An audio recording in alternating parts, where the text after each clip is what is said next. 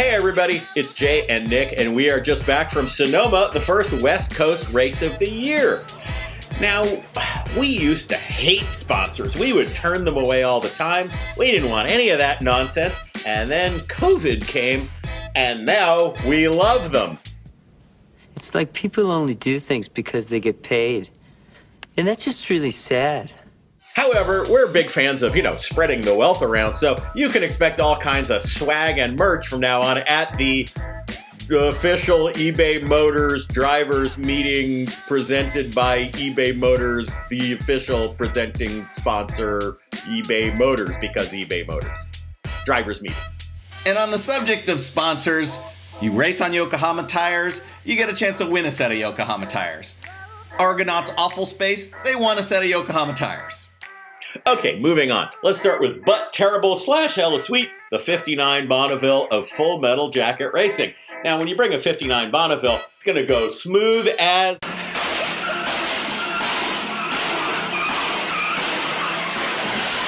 Exactly as expected. This thing, which looks awesome, and they're working out a lot of the problems, this time ripped the diff carrier completely out of the car, which damaged the 59 Pontiac specific rear axle. They had to wrench, fire, grinding. They did manage to get that car back together. One of these times, that beauty is going to finish the entire race, no problem. It is going to run nice and smooth.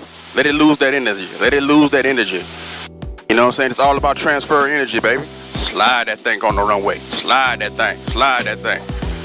Nice and soft, baby. Man, let's get up out of here, Mike. Okay, this team, Chevy Cavalier, teal, they came up with a pretty original theme when they first started racing lemons. It was called Crematorium, and it was a combination mortuary and ice cream parlor. Then they thought, that's a really good idea. And they have since created their own ice cream business called Crematorium. Life imitates lemons. Special thanks at this race. We had a dream team of judges. We had Judge Kristin, we had Judge Sean, we had Chris Overzet debuting as a judge, which went exactly as well as you would think that it did. And we had the return of Jeff Gates of Alloy. Brilliant selection. We had some classic penalties here, including the Bart Simpson, where you must repeatedly write promises not to get black flagged on your car. We had the Bob Ross, where you must paint a Bob Ross painting onto your car. We had the pinstripe your car penalty, although we might have to set some guidelines for that one. We had my favorite, the Find the 10mm penalty. And we had a new penalty called the Dice of Misfortune. Now, Judge Chris pioneered this. We used to have the Wheel of Misfortune, where you spun the wheel to determine your penalty. Problem was, it was like a 900-pound angle iron and motorcycle tire wheel, and we just couldn't transport it to races. Chris says, how about these giant inflatable dice? There are numbered penalties on a sheet of cardboard. You roll the dice, your number corresponds to the penalty. That's what you get. It's a lightweight alternative. But terrible A-Fart Racing, these poor guys suffered with a launch, and they finally said, screw it, we're going to get a Toyota that's going to solve all of our problems. Well, it was going to, but then they rethemed as John Madden. Yeah, isn't there something about a John Madden video game curse? It's said that when a player appears on the cover of Madden, their career is instantly ruined. It's a curse. It's the curse. It's a curse. Beware of the curse! Yeah, but I'm sure that only applies to football players, not race cars. Now, when you're going through BS inspection, a lot of teams, they plead to be put into a lower class where their car will be more competitive. Longtime Lemons racer Dave Montoya thought, for some reason, that his totally souped-up big-tire Toyota Supra belonged in Class B instead of Class A, which it doesn't. But Judge Chris said, Dave, if you do something really extreme to convince us, maybe we'll let you into Class B. We immediately regretted that. You like that? We're back! We're back!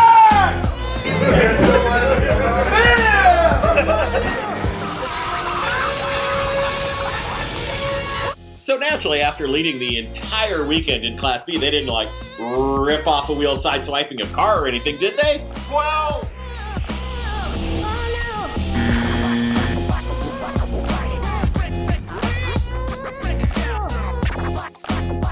Hella Sweet Dirty Duck Racing. This was the 46th race for their Mark I Rabbit. They're super fast. They're always in contention. They're great drivers. There were 3 generations of the Livingston family anchoring this team. Totally awesome. To you, sensible citizen, the Dodge Caliber may just be an anonymous rental car, but to us, Lemons idiots, it's like this incredible synergy of really bad Stellantis product and thing that shouldn't be on a racetrack, and here it is on a racetrack. Hella sweet. But terrible Swamp Turkey. We made fun of their RX-7 in the last Sonoma Wrapup because it was so loud and their exhaust was so terrible, it was so annoying. So they came to Nick and they said, "Are you going to make fun of us in the Nick video?"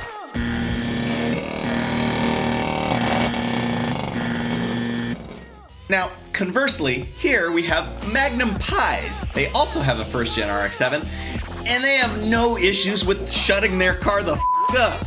Their quietness is only partly due to the fact that they blew their motor, spent all day Saturday swapping it, returned on Sunday, then immediately blew their transmission. That's only part of why they're quiet. Hella Sweet, you've heard of Toyota Gazoo Racing. Well, needless to say, we had a Yaris for Toyota Kazoo Racing with a giant kazoo out the front. Ah, so that's a kazoo.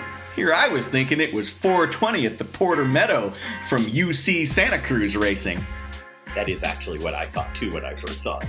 Hella sweet, we had a couple of teams with a bunch of high school members on them.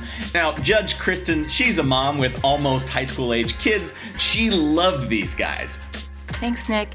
Yeah, these teams really made me smile this race. There were 3 teams that were made up primarily of high school students. I mean, there was one kid that was literally born in 2005. That is almost younger than the 24 Hours of Lemons. So surely he must have been far lesser a driver than all these SCCA champions and seasoned race car drivers, right? Yes, well! We had Team Limonada with their Mustang, College Fund Racing with an Accord, and Not So Speedy Time Racing with a Miata. And despite all these high school teams' willingness to please and their great attitudes, they still messed up a little bit. Team Limonada had 12 drivers, and so when they had to do the Bart Simpson penalty, they had to write 1,200 times on their car how they messed up. It was but terrible. And Not So Speedy Time Racing had to apologize for their terrible driving. I'm sorry for being a terrible driver. Hella Sweet Ranger Road hosted the Saturday potluck and party. And actually, this time it was Inger and Peter from the adjacent Daewoo Tang Clan team who helped them put the whole thing together, which was doubly impressive because this was going on simultaneously. Yeah, the Daewoo Tang Clan, they have a Daewoo Laganza. We lost track of what all wrong was going with this car. Basically, they blew a head gasket, they fixed the head gasket. That didn't work. They needed to get a whole motor. Somehow they found one at a local pick and pull, a Daewoo motor. That was a miracle. Perhaps not a miracle was when they swapped it in and then it blew water out of every end of the vehicle. We might have gotten some of those details wrong, but you get the idea. It was a heroic effort. But the actual heroic fix trophy went to Ranger Road right next door. It is rare that we get the chance to give heroic fix to actual heroes. It happened this time. They were out Saturday, and somebody, I'm not naming any names, His name is Ron. basically ripped the entire front end of that car off. It was total. And we figured they were done. And then this group of vets, they just went to town on the thing. We showed up Sunday morning from a good night's sleep. The car was magically built again. They took the green flag on Sunday like nothing had ever happened. Raced the rest of the weekend. I Got Screwed went to a first-time team with a painfully stock 97 Volkswagen Cabrio. They blew out their clutch. They called the parts place. The parts place guy was dyslexic, inverted the part number. They got not a Cabrio, but a Camario clutch that was like 3 feet wider than what they had. The guy working on the car, he was drilling something. He said, I just need to hold this thing so it doesn't spin. It ripped in a circle, broke his finger. They got screwed. Look at this. Judge's choice went to the Franken Falcon. This team only had 2 guys on it, Sean and Jesse. There's a lot of backstory to this car. Now, Jesse returned from a deployment in 2008 to find that while he was gone, his car had been stolen. There was just an empty space in front of his house. So that was a Volkswagen. He just said, no, I'm going to get something really simple, and he got this Falcon. As doubtful as I would have been that was a good idea, in fact, this car was his daily driver for like a decade, right up until some latte sipper and an X3 cluned in the corner of him, took the car off the road. Meanwhile, his buddy, Sean, who became the team captain, he'd been trying to do 11s for 10 years, and he wanted to do a Fiat 124 or something like that, but then when Jesse's car got hit, he said, no, that's going to be so much more reliable.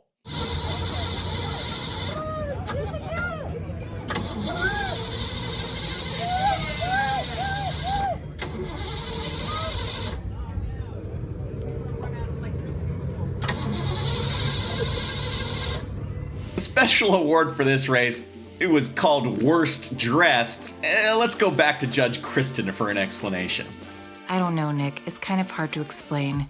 But anyhow, I think maybe this award should have been called Most Underdressed or Least Appropriately Dressed or something like that. Anyway, it went to a team called Flea Market Funded, and they basically dressed as flashers all weekend.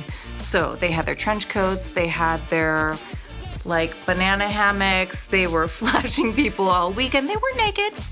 They were covered up with strategically placed lemons patches and stuff like that. They made a cake that looked like boobs for the potluck on Saturday, and they just kept a really awesome and inappropriate attitude all weekend, and I freaking loved it.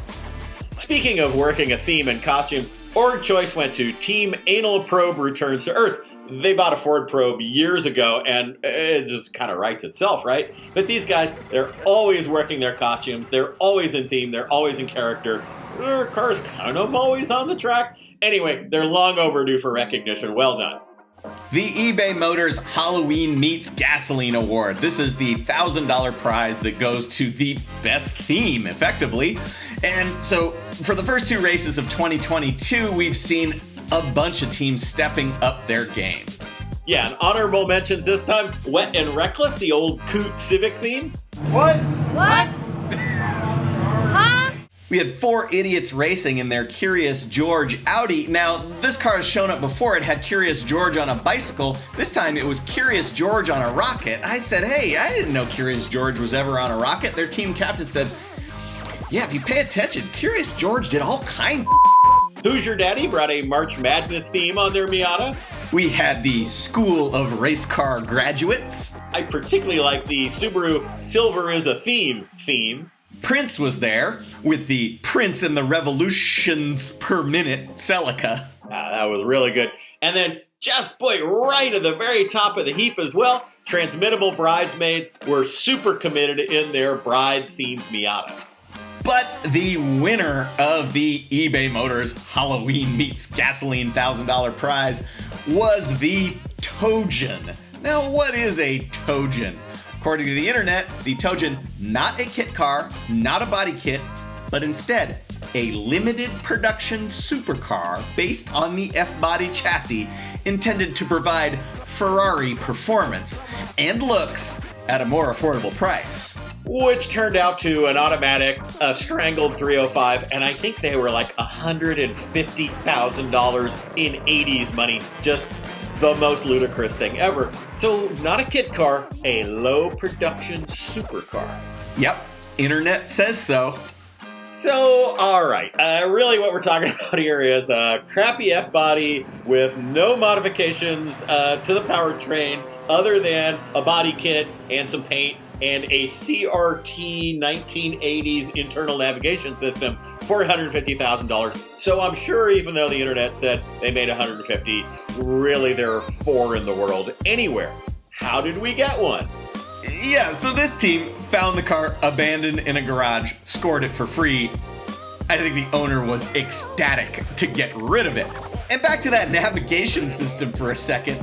This was a cassette tape-based navigation called the ETAC, which is literally a cassette tape, a mini IBM computer. It's connected to this dot matrix It's like something out of War Games, and it actually worked. Problem is, the tape they had was for Southern California.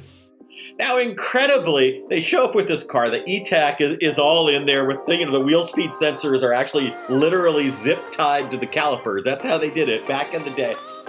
They're working on this car, and this dude shows up. He's a driver on the caliber team, and he says, I was one of the engineers that worked on that thing. Let me show you how this thing works. Small world. So, you mean to tell me that an engineer involved with a weird, esoteric, slightly ahead of its time, but ultimately misunderstood and unsuccessful electronic gadget from 40 years ago is also a Lemons racer?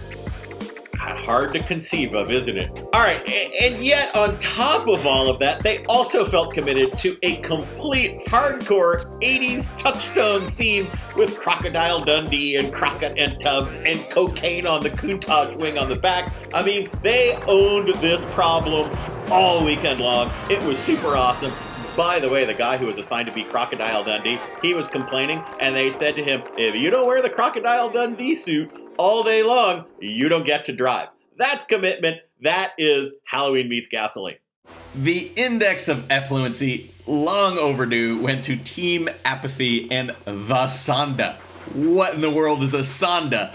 It's a Honda N600 with a Saab 900 turbo motor in the back with giant fender flares, and just look at it. It's incredible. Now, Team Apathy goes all the way back at least to 2011, which is far back as the current Lemons registration system goes. They could have been racing even before that. They started with a Saab 9000, then realized, man, this Saab engine is great. What it really needs to be is installed into a ridiculous tiny Honda that nobody remembers. We could make it mid-engine, make it center seat, that'd be cool. Put humongous 3-foot flares on it, everybody will love that. The car is actually brilliantly fabricated under the horrible-looking skin. It's really well executed. They have perhaps not ever been able to work out the difficulties of a mid-engine Saab-powered supercar, so they've never finished very well. But they were 41st overall this time. They didn't have a whole lot of heartburn, and they earned IOE going away. There you go. Here's Lemons in a nutshell.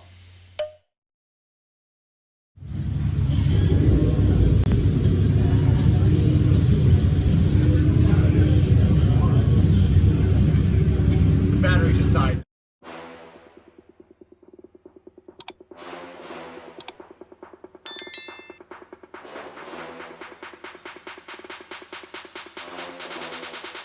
Watch out for yellow flags!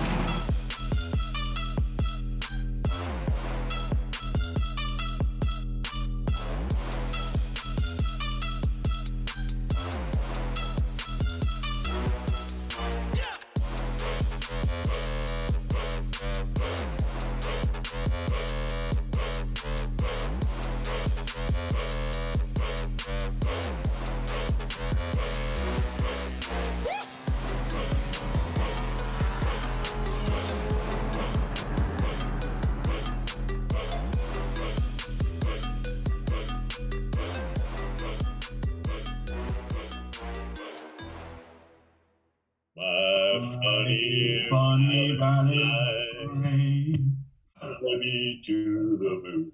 You're nobody to somebody love you. No more happy accidents!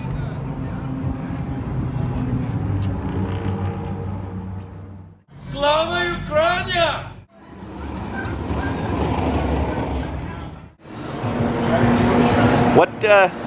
What's happening now? So you guys missed out on some penalties, and one of them was going to be called the bachelorette party penalty. Like, one person has an inflatable penis on and the other one has an inflatable penis on, and then you have to, like, duke it out. Unfortunately, that was nixed by Jay. Not sure if I agree with that one. I think that would have been really cool. We love it!